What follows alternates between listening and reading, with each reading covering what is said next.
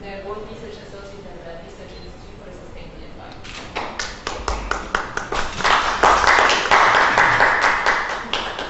Good morning, everyone. Thank you for being here. My name is Abdullah, as Nermeen introduced me. I'm a researcher at RISE. RISE is the Research Institute for a Sustainable Environment. We work on research projects and community-related development projects focusing on sustainable water management, urban farming, sustainable farming as well. And I work specifically on the component of urban agriculture. And today we will be presenting the urban agriculture in Cairo's informal settlement, the potentials and the challenges that is facing this kind of agriculture.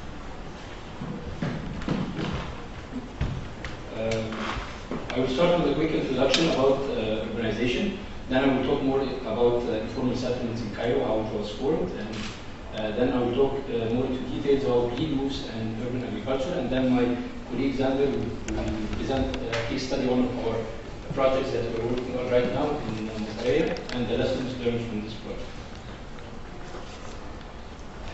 Nowadays, more than half of the world live in urban areas. We know that the rate of increase, studies have shown that the rate of increase in the urban population in the developing nation is 10 times more than the developed one. This is because of the continuous rural-urban migration. The government of the developing nations neglect rural areas and concentrate more on the urban areas, which drive people to migrate from rural to urban areas in search for better living conditions, which is leading to an increasing demand for housing opportunities in urban areas. Any settlements start with a demographic enumeration and administrative actions that contains this demography. This demography naturally grows and people migrate from villages to towns and cities, and the role of the administration is to contain this growth either by building new cities or through the incorporation and reclassification of existing villages, towns, and cities to form the different typologies and terminologies of an urban cluster. But what if these administrative actions are not suitable and they do not fulfill the needs of the people? With the absence of laws and regulation regarding land tenure and land subdivision, and with the absence of suitable alternatives for the people, informal settlements are formed in order to meet up to the continuous needs for housing opportunities in urban areas. Informal settlements in Cairo has a long history that started in the early 60s when people started to migrate from Upper Egypt and the Delta to Cairo in searching for better living conditions.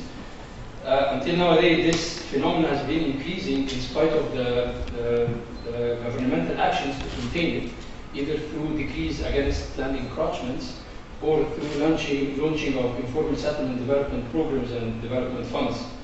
However, these actions do not fulfill the genuine housing needs of the people. Today, informal Cairo represents more than 60% of the total built-up area of Cairo, accommodating between 12 to 17 million inhabitants, which has transformed now from a transient phenomenon into a dominant urban fabric.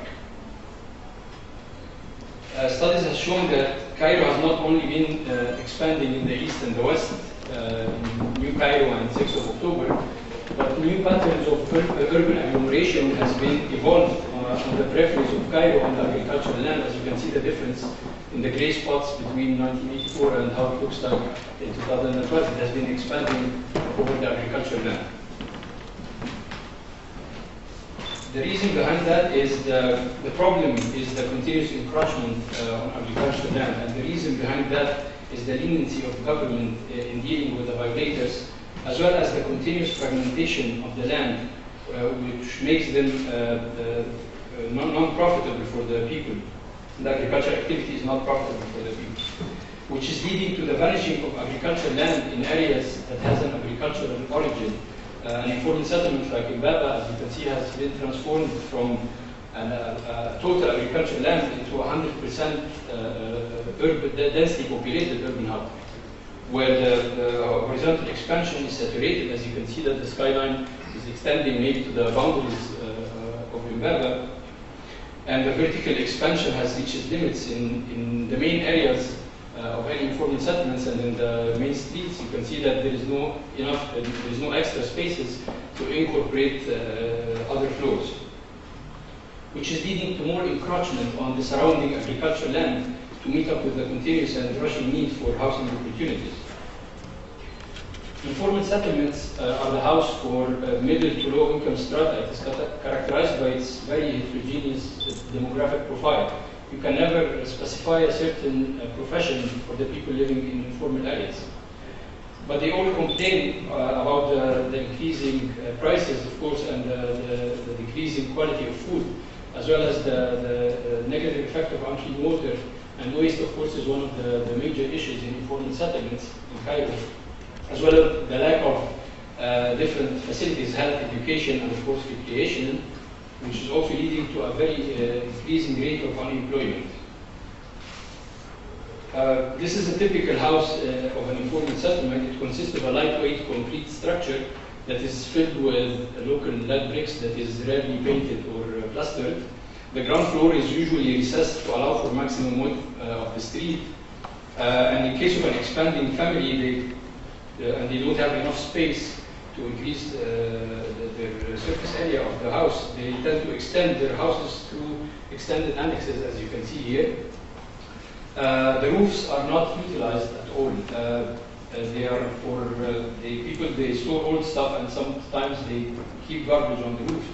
And as you can see, this tall wooden structure, this is a pigeon coop, which is very popular in the informal areas. However, this thing has decreased lately because of the increasing rates of avian flu. The incremental building transformation through time has led to a very serious phenomena of houses overcrowding. As you can see, the difference in pattern between 3 plots of land and how it transformed through time to produce this very densely populated, densely stacked together houses. Regarding open spaces, 85% of informal settlements were built on agricultural land. So the land was divided according to the agricultural basin subdivision, and adjacent water canals were used for irrigation of this land. Through time, this land was inherited and fragmented into smaller parts, and people started to abandon agricultural activity, and they decided to start building on the land. So since there are no rules, they build on 100% of the plot. And of course, the irrigation canals are not used, so people start to use it as a garbage disposal, which leads in the end to a very compact construction of houses stacked together from 3 sides, and through time these canals were converted into streets. So open spaces in informal settlements are, you can find it as typical street market. You can see in this image vendors selling fruits and people buying, a normal pedestrian walking in a very small street, maybe 2 or 3 meter width, which leads to a very high pedestrian traffic. Also, you can find open spaces as sidewalks, which is also dominated by commercial activity. And in some cases and occasions, this commercial activity takes over a part of the street, which also leads to a very high traffic. So roof spaces in informal settlements, not only in informal settlements, in all of Cairo, they are neglected spaces. In some cases, they are used as dump sites, and maybe they are filled with satellite dishes, which make them hubs for harmful rodents, and some people raise pets on it. So, as we said, roofs are the most underutilized spaces in any urban areas. They represent 50 to 35% of an urban footprint.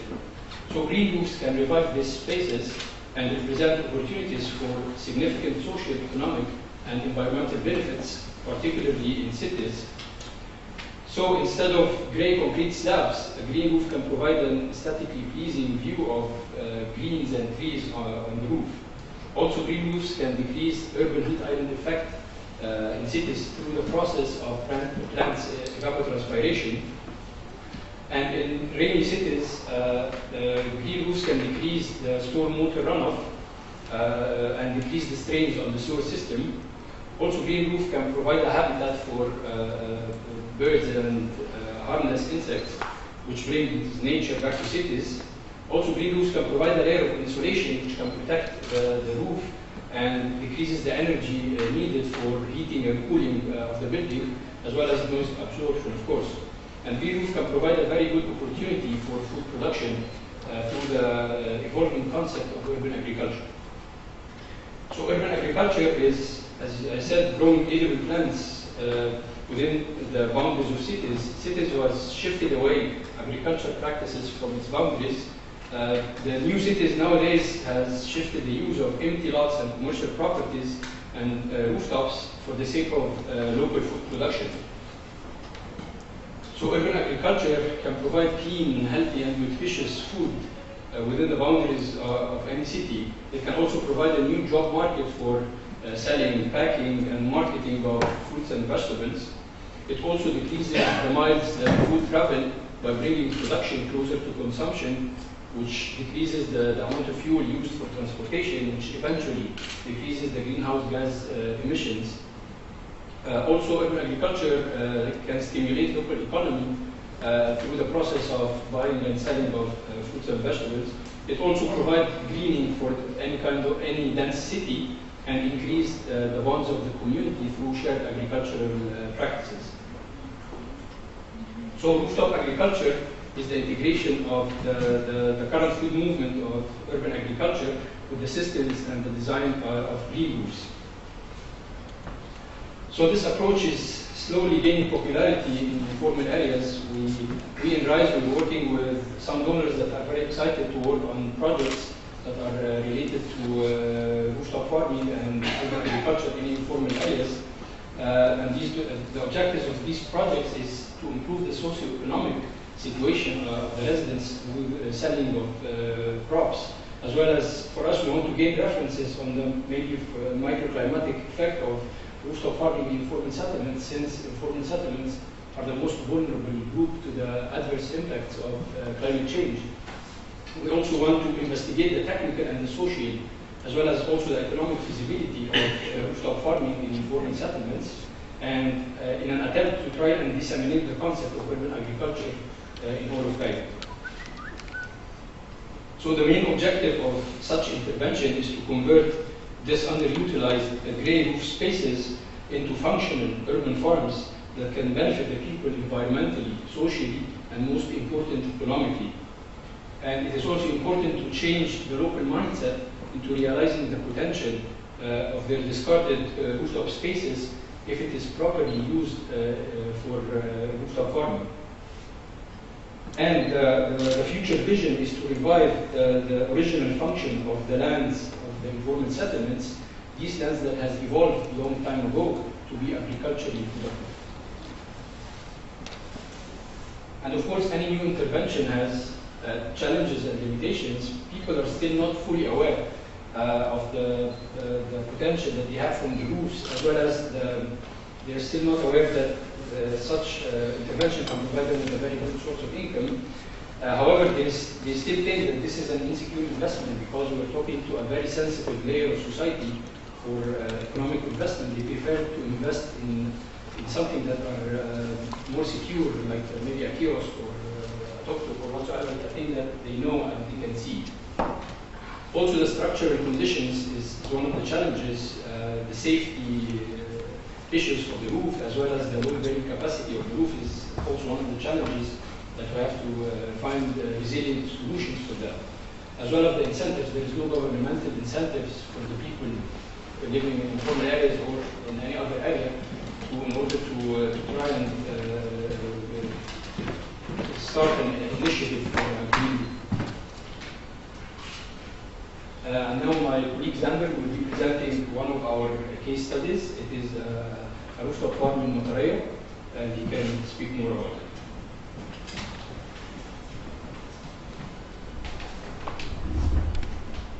Okay, so as Abdullah said, I'm Zander, and what I want to do is I want to really link some of the stuff that we're talking about in the broader conference here in terms of conceptualizing communities to this specific case study.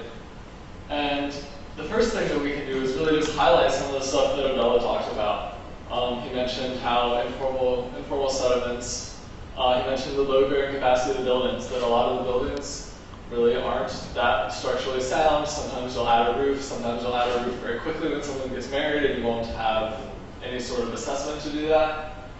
And he also mentioned that there's a lot of rural-urban migration, so you have people coming from rural areas into the cities. There's a lot of turnover in terms of population.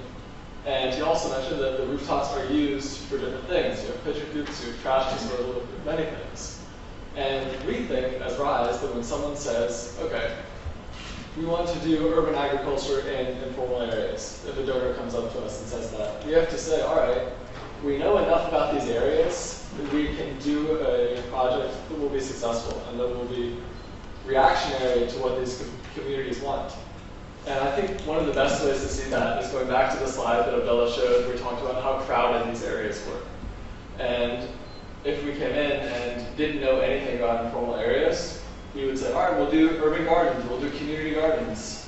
But there's just no space. There's space on the sidewalks that's taken up for vendors and everything else. So that's one level of community that really we have to know a lot about to be able to design a good project, which led us to the rooftops, which led us to this orphanage in Mataraya. For people that aren't familiar with the area, it's between Ain Shams and Heliopolis in the northeast section of Cairo. And our community partner there is a Gamaya that has a lot of different activities. They have everything ranging from clinical services to loan services to an orphanage, which is actually what we're partnering with. That specific section of the Gamaya is what we're working with. And so that was something that that we really had to think about. So now what I want to do is drill down from this broader conceptualizing of an informal area to what community do we really want to focus on in this case study. And so I would invite you to think with me.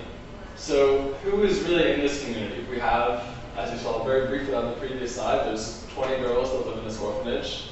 There's teachers that teachers and other staff members that work in the orphanage. There's the administration of that organization. And then there's the whole Gamaya. There's the leader of the Gamaya, there's that broader administration. So who really should we be working with? And as I give a brief outline of our project, think about, did we talk to the right people within this one community? Is there stuff that could have been done a little differently? And also what went well? So just very briefly, this project really is, the stage we're at now has taken about a year to get to this point. We have started in August, we had an official partnership, and then right between August and December, there were lots and lots of reviews of different plans. And so you can see that we had several different drafts that came up, and this is something that really helped us. So when we would go to the Gamaya, the way this worked is that we would bring with us a printout of a proposed garden plan. We would go, but when we went there, the first thing we have to do is go and sit with the Rogo Kabir. We have to go sit with the leader of the Gamaya. And so we go and we sit with them, and then we go over the plan with them. And oftentimes the director of the orphanage is with us as well. And when we were in those meetings, we noticed that even though she was going to be the one that would be doing a lot of the managing of the orphanage, the leader of the Gamaya really had much more to say and he wanted to make sure his voice was heard, maybe over hers. And so when we would show the different plans, he was the one making the decisions about what would happen. And an example of this is when you look at this rooftop farm, you can see that we have production space here, we have plants and pipes. Within this whole area, the meters of area is just empty from plants. And that was something that we heard from the leader of the Gamaya as well as from the director, was that, we actually use this space for gatherings or for promotional events. So we want to have an open area where we can really have some space. And that's something that we took into account. And I would argue that that's one way that we're conceptualizing this community. We know this is something that at least these two people that we talked to in the Gamaya organization, they value that. They want to have that space. And so that's something that we included in our design. And another thing that we were able to do, and this is something that I was really proud of and really happy with, was when Abdullah and I were working on this, we went and we were able to get a list of plants that were able to be grown in the season that we were going to plant. And so we went and we were able to go over this with the director of the orphanage and say, all right, What do you and your kids want? Do you only want flowers? Do you want productive plants? Do you want mints? Do you want vegetables? And what we heard was everything ranging from, well, she started off by saying, oh, we want like oranges and mangoes. We're like, all right, well, we can't put a tree on your building right now. We don't have the load-bearing capacity to do that, but we can do all these other things. And so that conversation really did help inform some of the stuff that we could do and inform the design components of the eventual project. For example, they wanted herbs, and so the herbs could be planted in the pipes that you see on the far. The pipes that you see here are where the herbs can be planted. And so that was something that we were able to incorporate into our design. And then something else that you can see from the slide, for both of these slides actually, is that looking from February to March, you can see that they're really, the plants are growing pretty well. And obviously we picked the best ones, but most of them really look all right. The plants are growing well, and they're getting watered sufficiently. And something I would ask you to think about these pictures is what's missing? Is there anything missing from these pictures as you think about a community-based project? People. Yeah, there's no people in these pictures. And the reason for that is that as we're continuing to work at this orphanage, what we're finding is that the woman that they're working with, the caretaker of the rooftop farm, she is doing an excellent job taking care of the technical areas of the plants. Like you can see, the herbs are growing really well, they're flourishing. But the girls in the orphanage are not going on the roof. When we talk to her, she says that, oh no, they can't come up here. They'll rip up the plants, they'll break them, they'll break the irrigation pipes. There's no way we can allow the girls in the orphanage to come onto the roof. And we said, well, maybe let's think about this a little more. Maybe let's think of a way that we can have a community project with some members of the community, as well as right now what we've done essentially is made a great garden for this one caretaker and the director. They're able to come and access it. And so what I would encourage us and everyone else to think about is when we're doing this design component, how can we really do something that is able to bring community members into it? And as you can see, we were able to interact with the girls throughout the project. We had 2 days where one day we had other team members, including Arid, who's here today, come and do an activity where we helped the girls mix the soil and mix the media that would go into the planters, and we got them involved that way. And then we had one other day where we did a planting day with them. But apart from those 2 days, when we weren't there, that's not something that the leadership of the orphanage is encouraging. So what I would say is when we try and conceptualize a community, maybe see if there's a way that we can include the girls, other teachers, and including the director, but I would say more importantly, the girls and the other teachers throughout the whole process. Maybe instead of going and sitting with the leader of the whole Gamaya to review the rooftop plan, maybe we go and we sit with the girls and we say, can you draw your ideal rooftop? Can you say, this is what I want? And then we take those voices into account instead of the person that's already in power at the Gamaya. And the other jump I would say is that this is a small case study of an example. We have one community, and the community is essentially one organization. But what if we have a region? What if we have a whole informal area? Are these similar techniques and strategies that we want to apply beyond that? And I would say yes, but it's up to you all to consider that. And that's one way that I would want to. I know I'm out of time, but that's it for right now.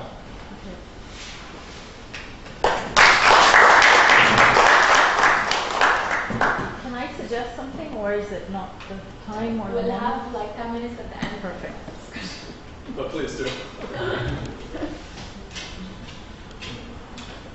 Okay, thank you, Zandra and Abdullah. Now our next presenter, Dr. Saeed Sayed, Professor of Urban Planning at the Baha'i Institute, is presenting towards an environmental approach to control urban communities and arid zones, green animals, variant development. Thank you.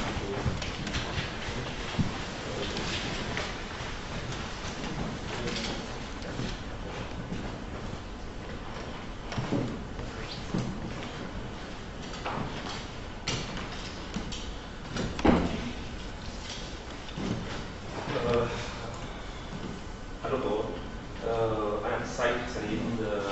I'm a consultant in GOP. I work in the field of planning, urban planning. I speak today about a research about growth and environmental approach to control the urban communities in Arizona, which mean green elements-oriented development. Man-made activities cause some environmental changes and many problems. CO2 and water vapor with other gases are responsible for many problems. They make a phenomenon called greenhouse effect, which is responsible for the global warming. It makes agricultural disasters and the loss of some crops. An occurrence of weather bad events, just like increased forest fire and increased storms and hurricanes. Increased flooding due to the ice melt, which makes the sea level rising, and this makes the low level island and coastal cities sinking inside the sea. Broad infectious diseases in the world is also done, and extinction and disappear of many organisms. Add to that the ozone layer damage. This research aim is to provide an environmental approach through which we can control the city elements as density, number of population, and planning hierarchical zones, based on the principles of compensating emissions from CO2 with oxygen by greenery. The city should be natural oxygen generator, include green covers and trees, which must be counted to determine the produced oxygen equivalent of city populations. Many methods of treatment of environmental problems and issues happen, and this since the first conference of the human environment at Stockholm at 1972, which gave the world environment a broad understanding, indicate that the environment is not only just a natural element like water and air, soil, but it is a balance of physical and social resources available sometime and somewhere to satisfy human needs. This World Conference and Conventions exclude the sustainable development and also the concept of the green city, which is important for the urban planning of the city. The principle of sustainable development is concentrated in 4 areas. The environmental aspects work within the framework of carrying environmental capacity of the system, and the social and cultural aspects through alignment with the cultural and value of those affected. Economic aspects, it must be support the current needs and the future generation, and also the balance between the economic activities and the environmental regulation. We can say that the economic system must be governed with the law of the market, while the ecosystem is governed with the law of the environment and nature. Many cities has appeared due to the sustainability development, which is sustainable city, green city, and green waste city, environmental city, cities with the lowest carbon emission, and the smart city, and at last the pedestrian and compact city.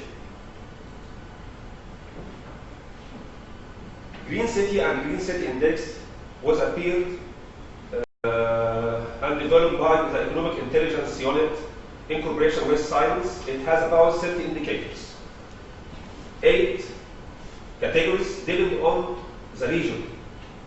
It covers CO2 emission, air quality, and other elements affecting the city environment.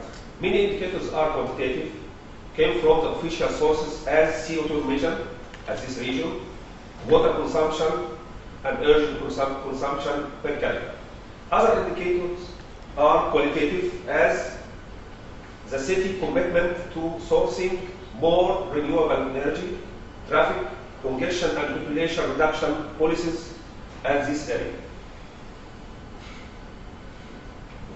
There is many experiments to make a green city. The European Green City Index, as you see here, consists of 8 categories. Some of them are quantitative, just like CO2 intensity and CO2 emission, also energy consumption, water, and something like this. And also it contains the qualitative elements, just like what is the policies they make to decrease the pollution, for example. The green spaces and the green elements are added to increase the environment effect.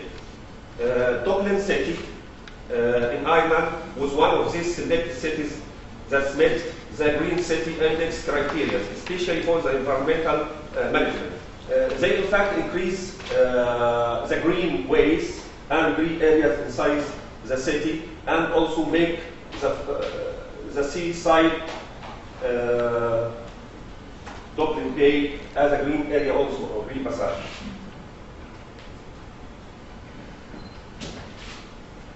Asian experiences also, they use the Green City Index for the city like Singapore.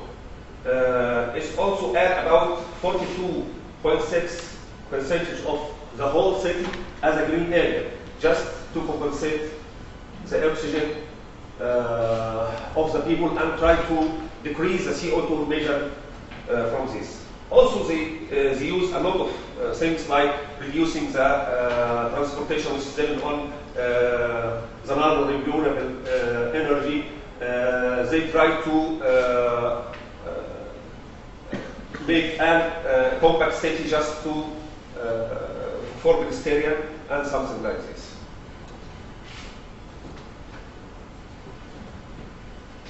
Also, Arid zone countries, or some of it, are using this measure. They make also a lot of systems just to apply the green city and sustainable development to enhance the environment. One of them are AQAR, just Master or Carbon Zero City, or Zero Carbon City. In fact, they use a lot of things, just like try to use renewable energy, try to make the cities compact, just and also try to recycling a lot of materials which is before cannot be used. So they get the city is zero carbon city. In fact, it's not zero carbon city, because they did not count the oxygen which is come from the man himself. But the usable things like try to save for the energy, try to use all the materials, no materials come, no CO2 come from any industrial or man-made activities, zero carbon. But the man itself, some emission from his trees, just make CO2 also. Excuse me, could you just, in which country is Master City? UAE, United Arab Emirates. So, all experiments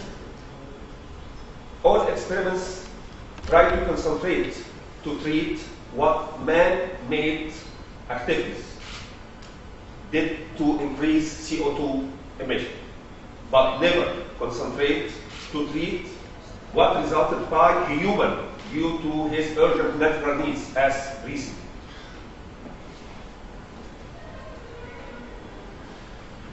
In fact, if we can say that today is our population, or the world population, is about 7.5 millions, I think 7.35 at 2015, but now it's about 7.5 billions inhabitants. So about 54% of this are in urban settlements. And it is a huge scale, by the way. So the urban settlements was responsible for about 90% of the man-made. And the world himself is almost the reason to hold the pre-sink emissions, which is about 16 gigatons per year. Every year, we have about extra 48.56 gigatons per year of CO2 emission raised to the sky cause of human being per year. 16.56, which is almost about 35 of it, by pre-sink. So it's not only man-made makes this problem, okay? But I think man himself makes this problem by his pre-sink. For that, we think just to make a green area in the city, just to make oxygen and water and also some food, okay? This goes to the human and creatures, which is increase the CO2, and then we have to treat it again. Okay? So the green element of urban development make the huge city life cycle like what you see here.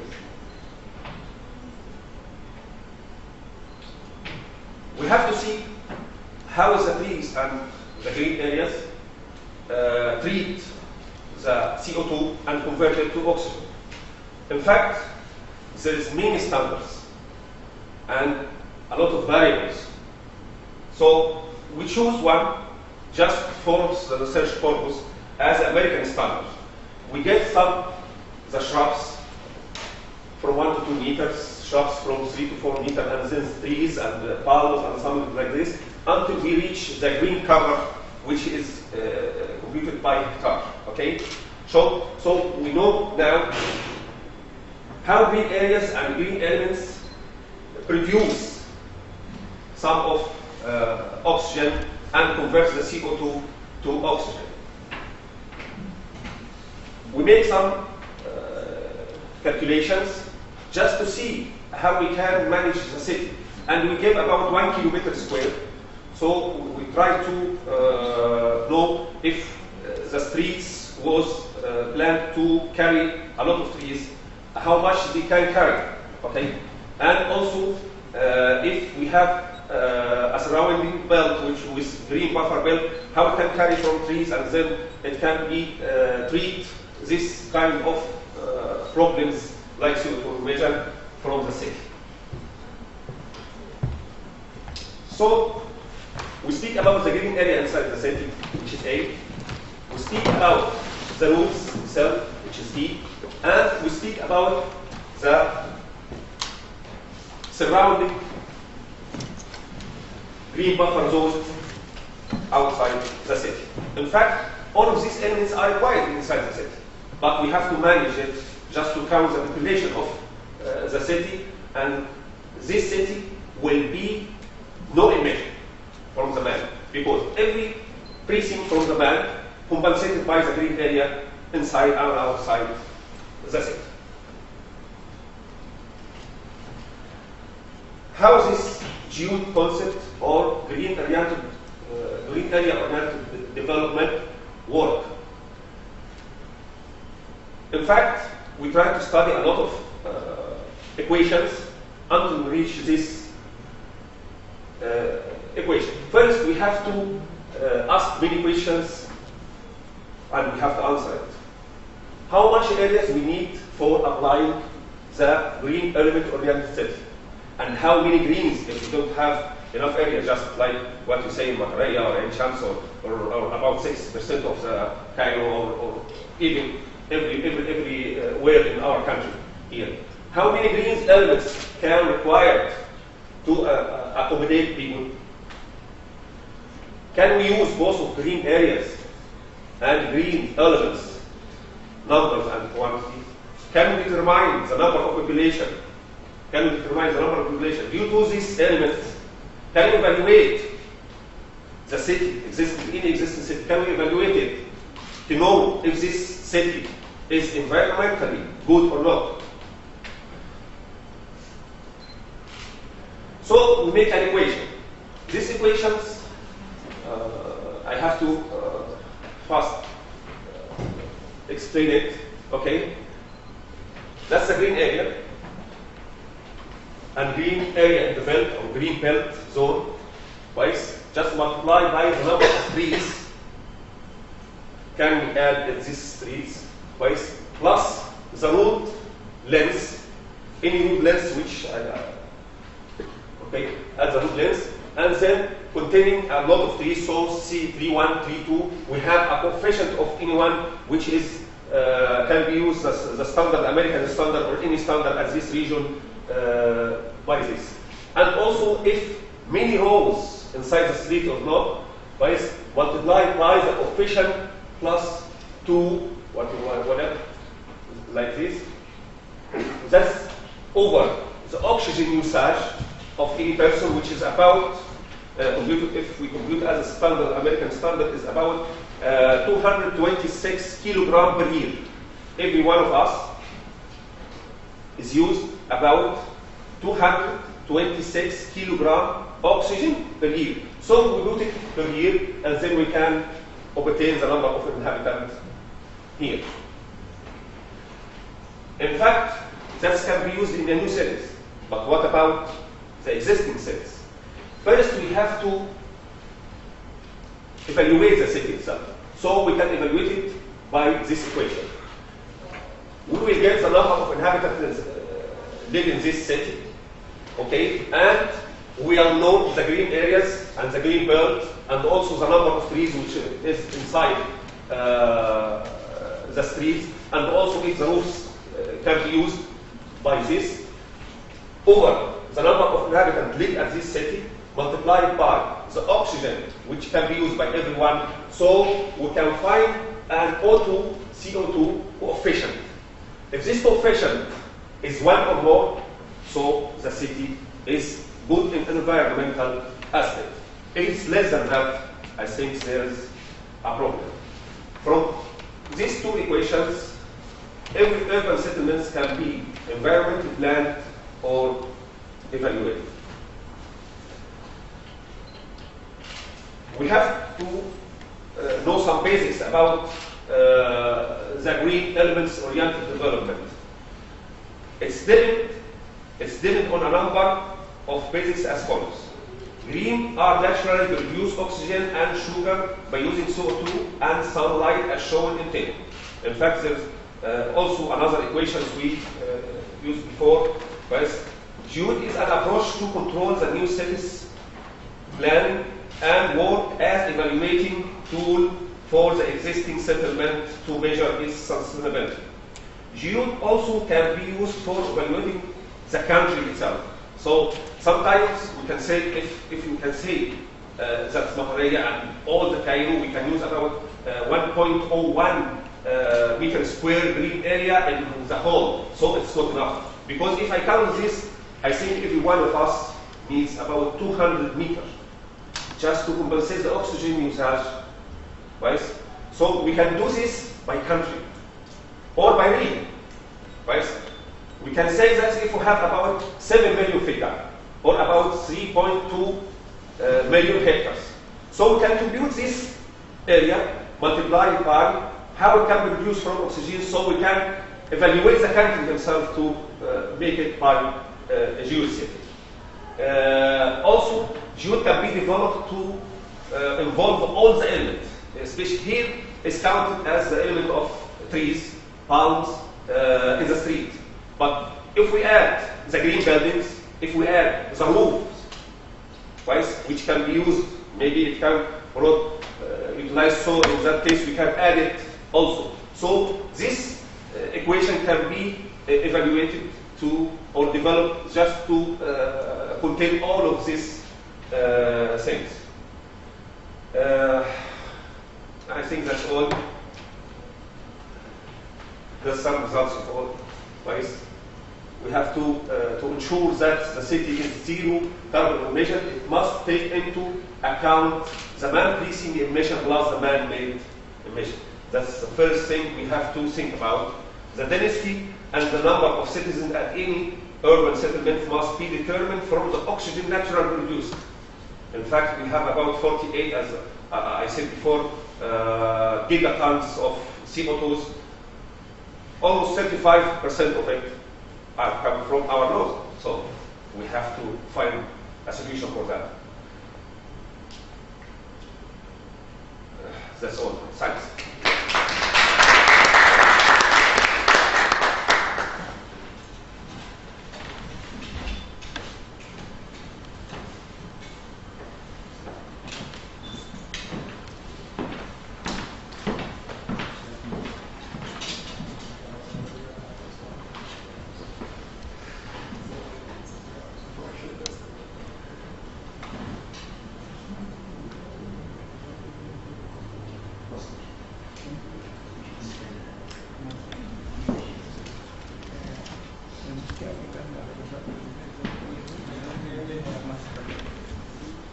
Okay, hi everyone. I'm Nermeen and I'm presenting the next presentation. In fact, I want to thank very much Dr. Saeed because I'm discussing a similar approach but within a very different perspective too. So I'll be presenting what happens after the planning phase, tracking progress of sustainable communities. It's a presentation or a project that I've been working with my colleague Hannah and our director, Dr. Richard. Actually, this work is like a part of a bigger project. It's supported and financed by the Sustainability and Training Program SRTP, which is like a collaborative project between UC Davis and Arid developers. So yeah, we often hear about different sustainability initiatives without following up on them. Actually, many plant communities around the world have recently adopted a sustainable vision with the aim of promoting the culture of sustainability, yet most of them fail to meet their own benchmarks on sustainability. You can see different pictures of communities that aim to be sustainable. For example, you can see Masdar and you can see Baghdad and many other communities, Japan, UK, and other communities. Actually, I agree with you that Masdar failed to reach the zero carbon as a city, but actually I disagree that it's not a city because they don't have residents yet, so we can judge it till now. So any strategy to achieve sustainability goals must incorporate and address two fundamental dimensions, the technical strategies and the behavioral strategies. As while scientific and technological advances have an impact on human behavior, yet depending on them only is not enough to create a sustainable community. And that's the mistake that most of the communities make. The behavior appropriate to achieve a sustainable is frequently characterized as a culture of sustainability, and that's what we don't consider mainly. So for example, Burns defines the culture of sustainability as shared assumptions and beliefs about the importance of balancing economic efficiency, social equity, and environmental accountability. Yes, a culture of sustainability is a conceptual set of values and motives that induce sustainable actions. But then, for example, Borshi says that sustainable development means the change of dominant monocultural globalization into a diversity of cultures of sustainability. For example, the emerging global culture of sustainability is within a fairly recognized beliefs and values that are reflected and indicated by fairly quantitative indicators, and that's the problem, because they are heavily quantitative and they're not applicable to different local communities. So here comes the problem. Yet in reality, we have been seeing lately different amount of models and frameworks. As a number of sustainable communities and model frameworks are including methods to achieve a sustainable goal within a sustainable lifestyle. For example, you have the natural step and the one planet living, and those frameworks have been developed and applied to different communities around the world. Let me brief you a bit about such models. For example, the natural step was developed since the 1990s and is basically intended to enable existing communities to become eco-municipalities. It was developed in Sweden. And it's really focused on what, it's not about indicators, it's about having a shared vision among community members, strategic planning, measurable objectives, yes, monitoring, yes, but continued member participation as a community, as the community moves towards achieving sustainability. Actually, over 70 cases have adopted this model around the world, and it basically focused on backcasting planning, where they sit together with the community and see what does the organization want to look like in the future, and then they start working on that while involving the community. Another framework that's very famous right now is the One Planet Living. It was developed in the UK with the World Life Fund involved and another NGO, the One Planet Living model, yes. So it uses ecological footprinting, carbon footprinting as the headline indicators, but it's also based on 10 guiding principles, including health and happiness, equity and local economy, culture, community, and then it goes to sustainable water, zero waste, and carbon, and other things. The implementation of the plan and monitoring annual progress is the focus of this framework, for example. And the action outlines strategies, actions, and targets to achieve the One Planet Living, and actually around 20 One Planet Living communities around the world are adopting it. So yeah, sounds great, right? So I decided to search for communities that are actually applying such frameworks and see how they're doing after the implementation phase. The first community that I want to present to you is Paddington Zero Energy Development, as you can know from the name. It's called BEDZ, and it's located in England. It's over 16,000 meters square. They have 100 residential units and over 1,600 workspace. The number of residents right now is 244 residents, and started construction and residents moved in around 2002. So the stated vision of the community was to create UK's first and largest carbon neutral eco community to show that having a sustainable life is possible while maintaining modern standards and good quality of life. They have actually developed many sustainable initiatives that I want to pass along to you. For example, they have a biomass combined heat and power plant to generate heat for hot water and electricity using agricultural waste. Yeah, the buildings are designed with passive ventilation and heat recovery, constructed with local materials and low energy materials too. They have a very technical grey water treatment plan and rainwater harvesting. Actually, around 50% of the dwellings were allocated in the beginning to low-income families. So yeah, they focus on the social aspects too. But they also want to integrate to the residents the idea of being very aware of their consumption. So they, for example, they installed visible meters in the kitchen of each apartment so that the residents can be aware of their water and energy consumption.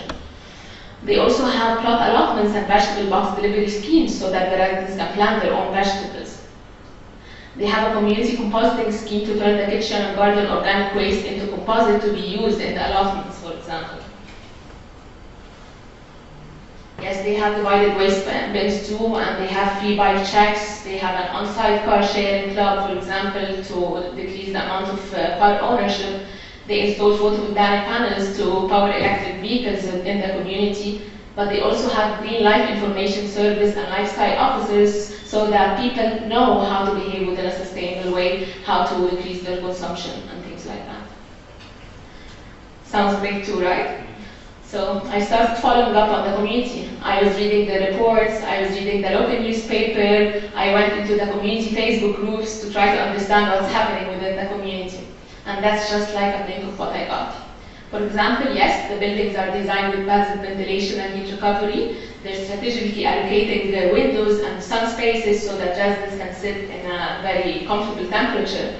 But I was following up on that, on reading the reports. Actually, many windows were kept closed because the residents were worried about the security. So in the end, residents kept using the heating or ACs, for example. And actually, 90% of the very good designed sun spaces ended up being used as storage spaces. So residents didn't make use of that too. Yes, the biomass combined heat and power plant is an amazing idea to generate heat for hot water and electricity, but it was a new technology back then, so it got a lot of technical failures and made a lot of noise, which annoyed the residents. So they ended up abandoning the combined heat and power plant in 2005, and they went along to the convenient gas boilers used instead. They really focused on reducing car ownership. So what they did is that they charged the residents for a very high parking fees inside the community. But in reality, residents overcame this by choosing to park in the streets surrounding Baghdad, for example. It's turned as a problem and a troublemaker between Baghdad residents and the residents of outside streets. Another thing is that having a car sharing system to reduce car use will decrease the carbon footprint. They're aiming to be a zero carbon emission at the end. But actually, while they were calculating their carbon emission, the low car ownership did not reduce carbon footprint because they also calculate the flights that the resident takes. And the residents of BEDZ are very well off So actually the residents fly more than the average UK citizen, so it didn't reduce their carbon emission at the end. The allotment schemes, compositing schemes provided a good solution to grow local food, but actually the ground turned out to be contaminated. So the few plots were used to grow food, and actually the composite was not consumed, which caused a rat problem inside the community. Yes, they allocated the photovoltaic panels to provide free charging for electric cars, but as we all know, the electric vehicles business never matured enough, so only one electric car vehicle exists on site, so they're not making use of that too. Actually, Baghdad is still one of the most successful examples, but when you go into details, you see how things change, so we need to admit that. So I moved along to study another community, Whistler, it's a completely different place in Canada, and it's following the other framework that I told you about, the natural step. It started planning since the 1980s with a very big area and around 8,000 residents. It was a touristic ski resort too. And it decided to adopt the natural step approach in 2000 because it's a ski resort, so they value the environment a lot. The vision was Whistler would be the premier mountain resort community as they move towards sustainability. They aim to be a leading community through recognizing and managing the natural environment as the community's most important asset. They also did a lot of sustainable initiatives in Whistler. Actually, the first thing that they did is that they developed a price control real estate to employees and their families because it used to be a resort, so it was very expensive for the employees. They actually developed many other systems to target the social sustainability. They have the Train the Trainers workshop, which offers members to learn how to develop and deliver sustainability awareness. They have a lot of community engagement programs and visual publishing. They have the Whistler Integrated Sustainability Plan, and other sustainability toolkits and indicators, and Whistler Environmental Strategy, and many other things. From the technical point of view, all municipal diesel vehicles are powered with biodiesel. They developed geothermal heat exchange and used it for heating and cooling some parts of the community too. They have solar-powered garbage compactors. They have the Whistler Valley Trail, which is basically a bike path that leads to everywhere inside the community. They also developed many different plans, like Whistler 2020 to set targets emissions, and they were all the plans were developed by task forces composed of different stakeholders within the community. So yeah, the community was very involved within that. They have a reuse center and recycle center and many other initiatives too. So I kept following up on that too. Actually, Whistler added thousands of employees back since 2000 to assure equal housing opportunities for all sectors of society. But other people buy this employee bed and actually they refuse to rent it to other employees. So residents prefer to rent it instead to seasonal tourists for a short term instead of long-term contracts. Owners prefer to hold on their units waiting for high rates nicely instead of renting it for a whole season, so it still didn't solve the problem. Actually, installing a district energy system to capture that capture heat from the waste and sewage treatment plants and pumps it into homes seems like an amazing idea, but I was following up on that. They are having consistent technical problems and very high maintenance costs. So right now, residents are blaming the council for choosing an underperforming, extremely expensive technology for the sake of being green. The residents are actually paying more money for a system that are not getting, and they are not getting a good quality of heating. And I quote from one of their local newspapers, they're saying, the residents didn't ask for the greenest or the fanciest, they only asked for an efficient system, but that's not what they got. Regarding the carbon emission and the Whistler 2020 plans, they aim to reduce the community greenhouse gas emission by 23% by 2020. But they're not meeting their plan, they're still exceeding the plan. Whistler is actually failing to meet its greenhouse gas emission, and the main reason is the increase in passenger vehicle use. Yes, you can see this lady smiling, it's a resident of Whistler, and she's pledging to use the bike. But I'm quoting from the Whistler's mayor. He's saying that while many of residents can walk to their work or ride a bike, they choose not to do that because it's not convenient to their lifestyle. We need a paradigm shift in the lifestyle of the residents in order to meet the targets in Whistler 2020. So Whistler is still a very successful example, but we're just getting hints and glimpses about what does it mean when the residents are just not into the idea and how it makes all the technical features fail. So moving along into a local case study, actually Laguna. If you know about Laguna and you're reading some of their publications, you will understand that they are trying to be sustainable too, but they're not following one of the frameworks. I can call it like a self-guided model, for example. It's an old community started in the 1990s, and it's a big area with over 36.9 million meters square, but only half of it have been developed till now. They have over 3,000 residential units and other commercial outlets, and the number of full-time residents are over 7,500, but the population fluctuation high season like from 10,000 to 15,000 people. So the current vision of Laguna is to promote sustainability while simultaneously promoting a high quality of life. That's what they say. And actually, Laguna have been doing good as a local example. They installed divided waste bins all over Laguna, and they have their own recycling station where they're reusing and recycling over 85% of their waste. Their buildings are using passive cooling techniques and reduces the need for air conditioning. They're planning and launching a 50 million watt solar plant, and they also have a wastewater treatment plants on site that treat all the wastewater of Laguna and reuse it in their main laundry facility and their soft landscape too. They also have Laguna farms which they raise livestock and grow specific types of agricultural products. So by producing local food, they're cutting the imports from Cairo and reducing and minimizing the impact of the environment. They also established a Laguna biodiesel station to provide an alternative and renewable energy options for the cars.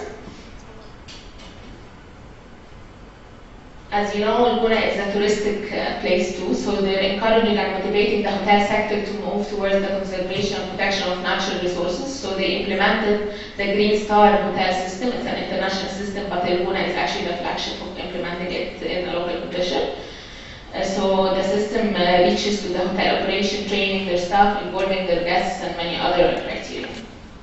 They also have regular hearing sessions to integrate the owners and people living in Laguna with the decision-making process and organizing multiple events to attract more people from outside the community, because they want to target different age groups and they want Laguna to be identified as a vibrant, integrated community.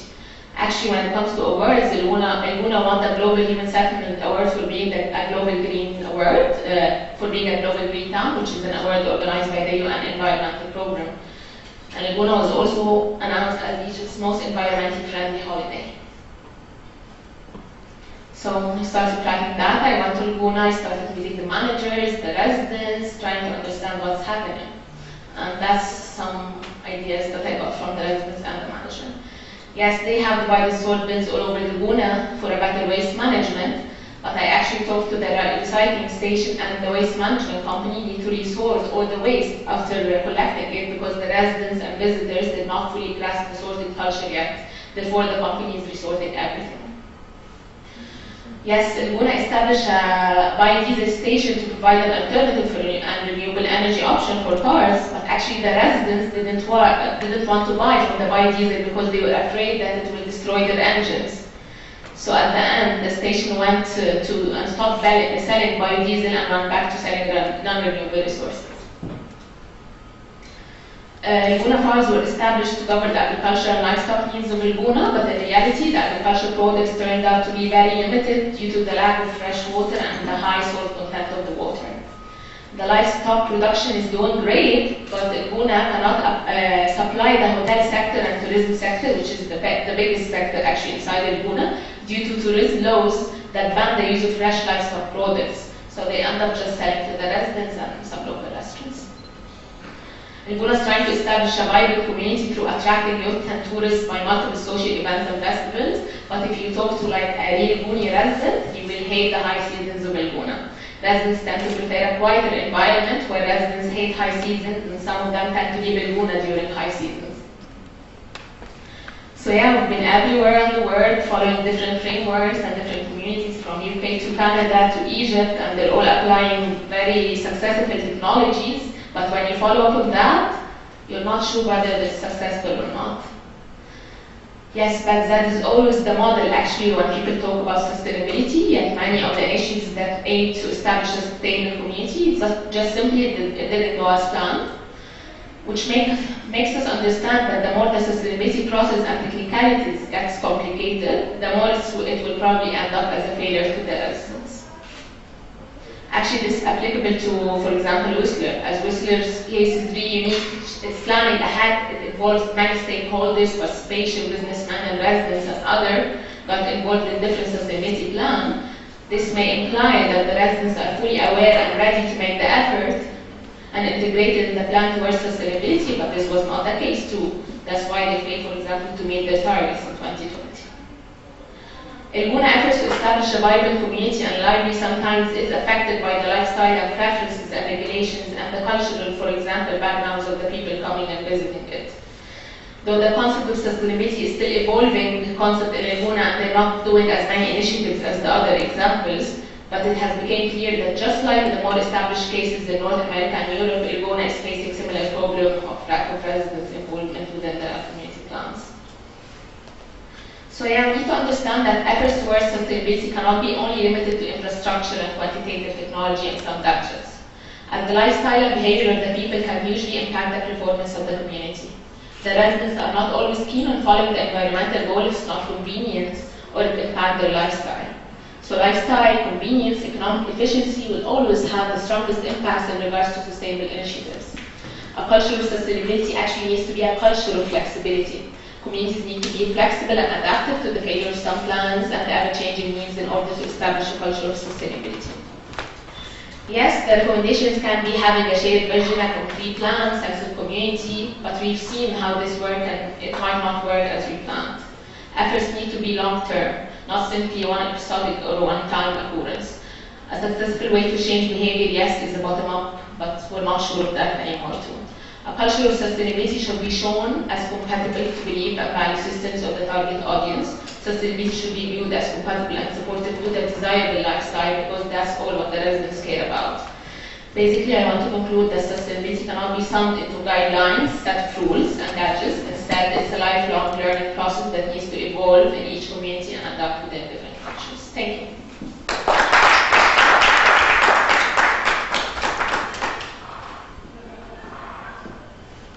So now we can have questions. I think we can ask here if anyone wants to answer any question. Outside.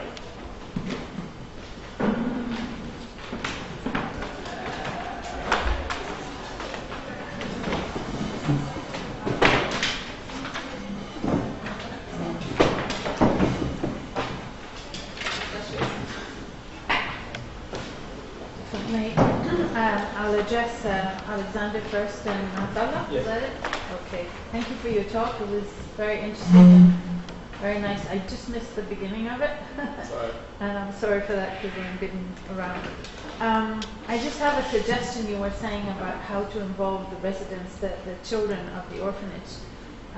Coming from a school background, the easiest way is to turn it into a competition and have each group of 4 or 5 kids, for example, you'll divide them up equally with one adult and give them a part of the plot, and you can mix the plants.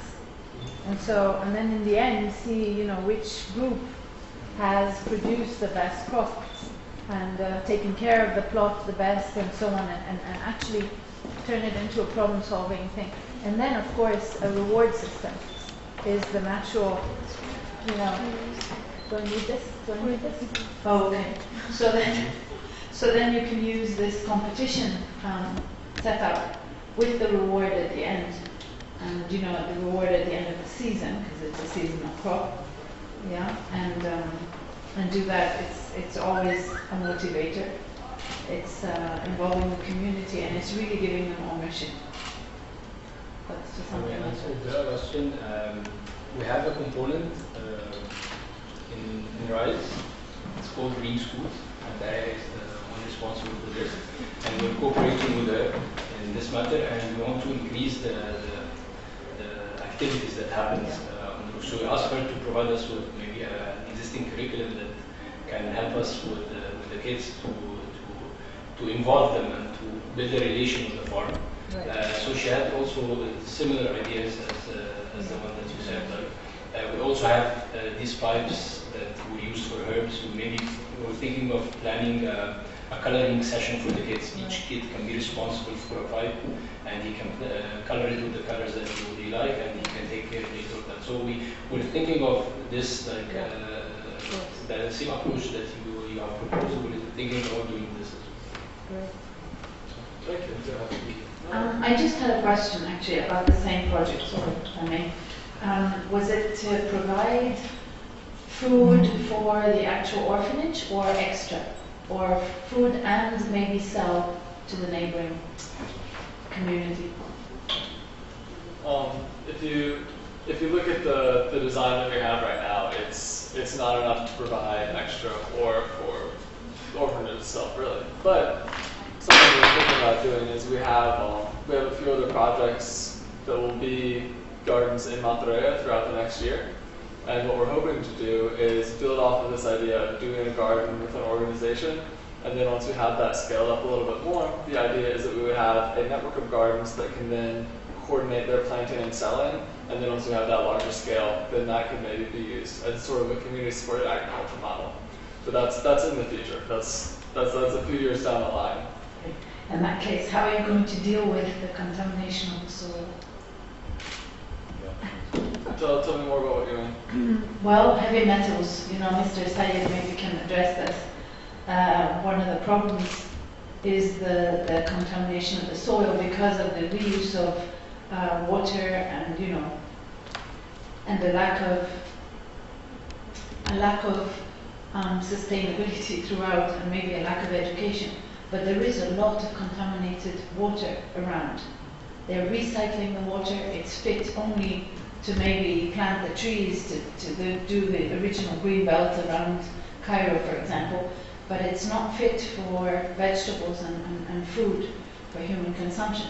Plus, of course, the extra use of pesticides and fertilizers and chemical. I think our soil has become completely saturated with heavy metals and chemical waste. So the garden idea may be, I think, solved by first planting non-edible food to clean up the soil and the heavy metals. Maybe, I don't know. This would be actually in the farms we're using substitutes of soil. We're using yes, exactly, substrate. We're using compost, perlite, vermiculite, cocoa peas, like anything that is available in the local market. So this is a good idea to decrease the contamination that you were talking about. Regarding the water, we didn't go into details about actually we took some samples, but we haven't heard from our departments yet about the exact toxicity of the water. But as you can see that the plants are doing well. If there's a big problem the problem is not the plants, the problem is people who eat them. Yes, yeah. For us, we will maybe investigate more this point in order to be able to understand more this kind of problem. One quick little addition. I know that we have other credentials and other questions to get to, but something else to pay attention to is that we have pretty good relationships with a few other organizations around Cairo that do grey water recycling and other water treatment initiatives. We partnered with TU Guna to do a few projects and presentations, and they have a very advanced grey and black water treatment system. And we actually have one model at Rise that is being replicated and run by a research center in Guna.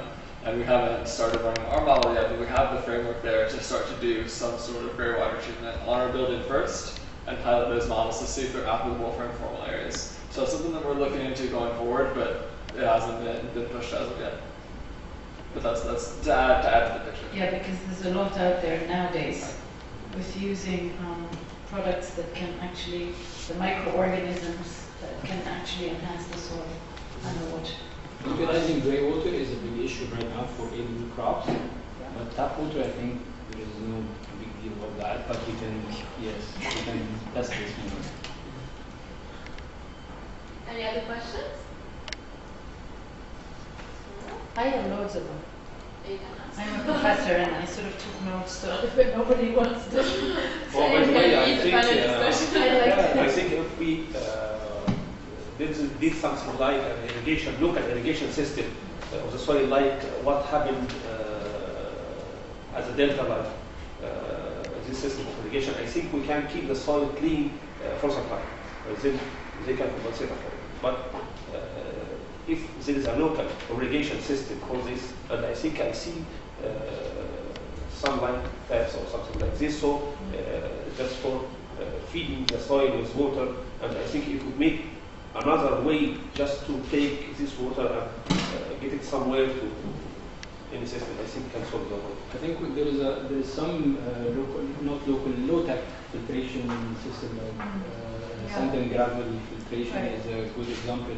But still, we want but to... it doesn't catch heavy metals. Exactly. So the thing is, we want to first to make sure that the community are not overwhelmed with this kind of systems. So this needs further studies, just to make sure that whatever water filtration system that we are implementing can be managed by the community. So this is also another research question that we have to follow up on. Are you aware of, Mr. Said, also are you aware that there are now fertilizers that actually enhance the natural production or the natural cycle of the plant itself, so that it actually participates in the cleaning of the soil and the cleaning of its own system? In fact, I am not expert in that. I'm only expert in urban planning.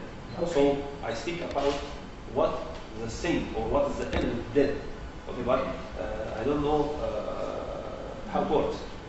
And just for research, I can lead you to this kind of information if you would be interested. Do we have another question? Come back. Hi, this is for the case study of the orphanage that I was very interested in, and I was taking notes and tweeting. You mentioned about the director having a problem with the girls being able to come up because they thought they would tear them up. I would like to know if the idea of using the creative imagination and creative storytelling to get children, get these girls involved and interested in developing gardens, okay, has been implemented in this. Because one of the things I did teach in 2 schools here in Cairo, and one of the things that I learned is that sometimes I realized that when science is taught, or when agriculture is taught or presented, people present it in a very, like it's supposed to be hard and scary and dry and it's difficult. And it's only for those great geniuses that they don't try to make it into a more attractive, alluring way to show just how natural science is, just how natural building rooftop gardens are, just how natural and analyzing chemicals and so forth are.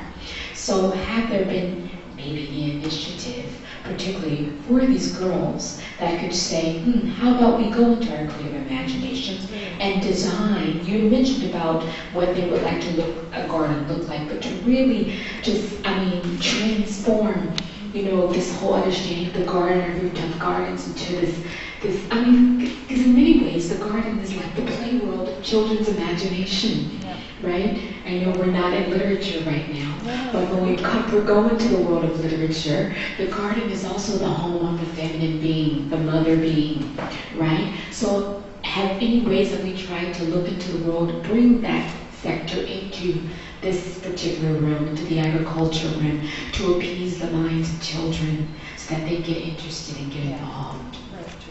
And it also fits in with the culture here and the idea of the garden in Islam. It's the paradise, and this is very true.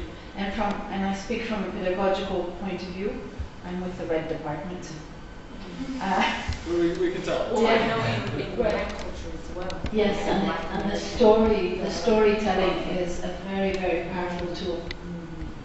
In all, that's what renders it accessible to, and true, and couple, tangible to all. Maybe as I told you, Aya Yes. had a lot of ideas regarding Yeah. that, so maybe she can tell us one of her ideas. Actually, we didn't think of the storytelling Yes, it's great. part, but however, we thought of going into a big mural. They have two like big It goes walls, together. and then we do a mural with the garden and everything, and then say like welcome to visitors or something like this. So Where you kids have the can integrate the story. yeah, of course. into- Yeah, we can make a Yeah, story and absolutely. then do the mural according to the story. Like we imagine the garden and then this is how we imagine it and we draw it and we tell people welcome this is our garden. But yeah, of course, I know what you mean because we went to schools as well and they were super excited about just having something interactive, something different than the usual lecturing style.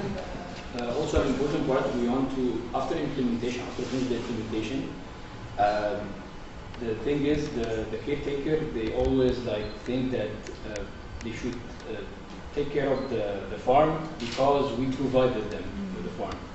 What we're trying to impose right now is to tell them that this is your farm right now. It's not because we paid for it, so it's not ours, it's yours. So they always fear that they have any kind of problem, like if we come and we find like any problem with the plants, then we'll be mad or sad about it or something. We want to provide them with more like initiatives for ownership of the farm. This is what we're trying to do. Well, that's a change in mentality. I think all three of you talk about the change in mentality, which comes through education, is seeing a problem not as a problem, not as a negative, but as something to be solved, as a learning experience rather than a problem. And of course, you're running into the whole system of the Egyptian education, which is, you shouldn't make mistakes and everybody should be successful, all this rubbish that we all know about. But, it's really a change in mentality and it's through education. Which takes me to a question for you, Nermeen. Which, in your opinion, you mentioned that each of the three communities you focused on, Whistler, Bedouin, and Guna, have problems and do not live up to what they pretend to do. Which one, though, you would see as a bit more successful than the others? Well, it's unfair to compare between them, honestly. Why? Because each one is approaching sustainability from a different perspective. In Baghdad, it's going by the rules step by step in the framework, and it was planned from day one to be that. Whistler adopted sustainability later, and Guna adopted sustainability later too. Guna is facing cultural problems, where, for example, the residents of Whistler sort waste by nature. They don't have this problem, for example, or Baghdad. So it's not fair to compare.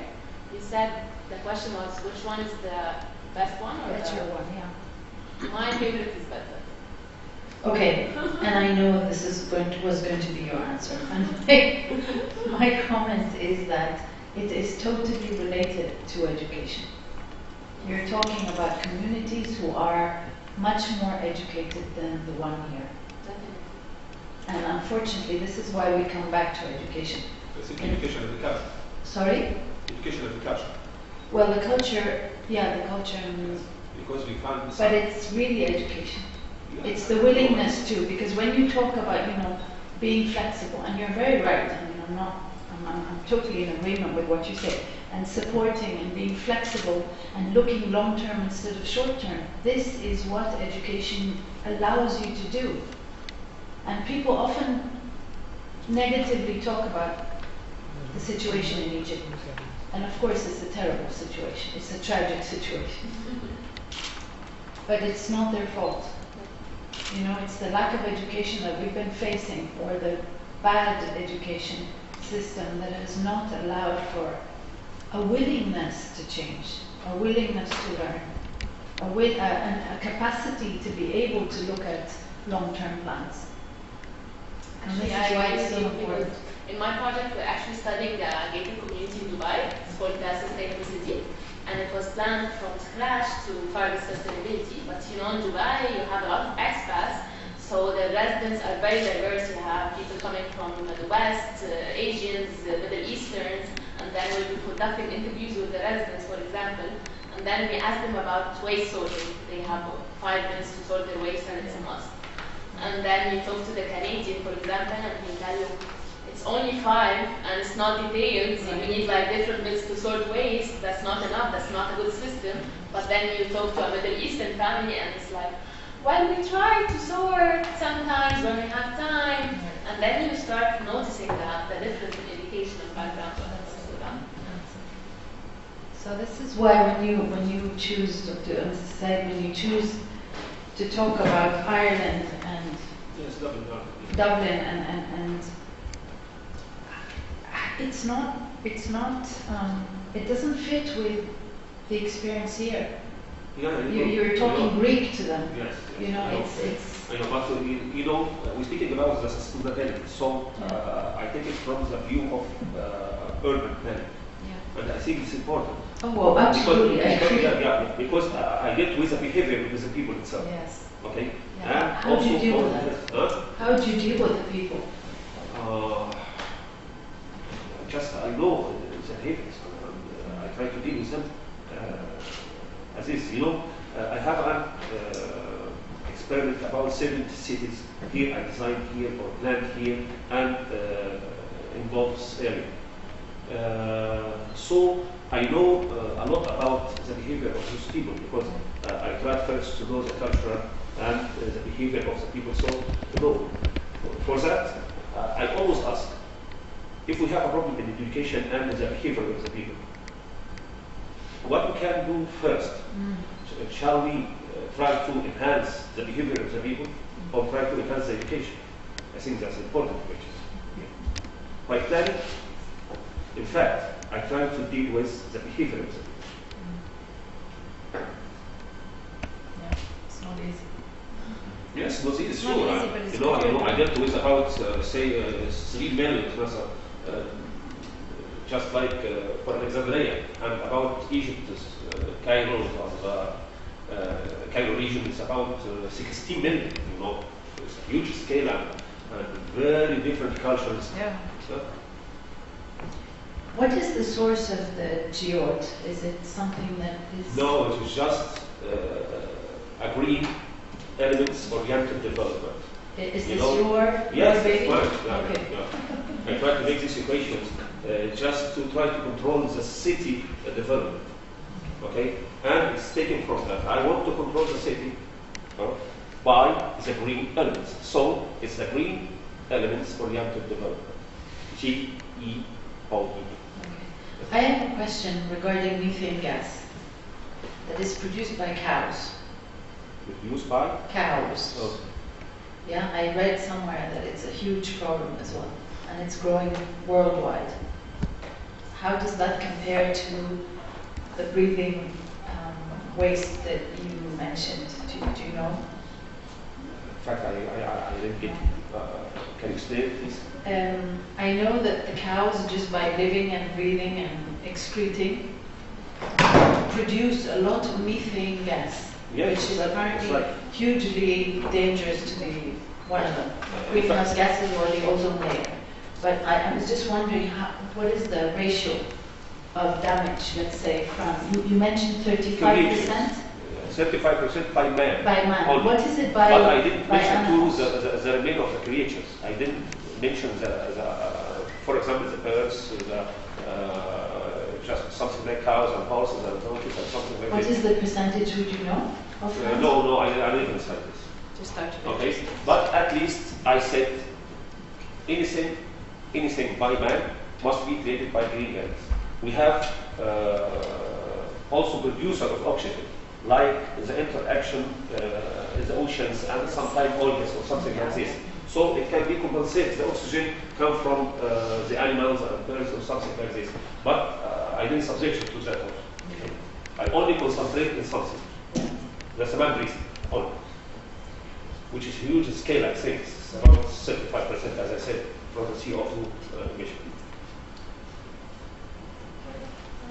Thank you very much. Dr. Layla will start very, very, very soon her talk in an alcohol in 5 minutes. Thank you so much for that. Thank you.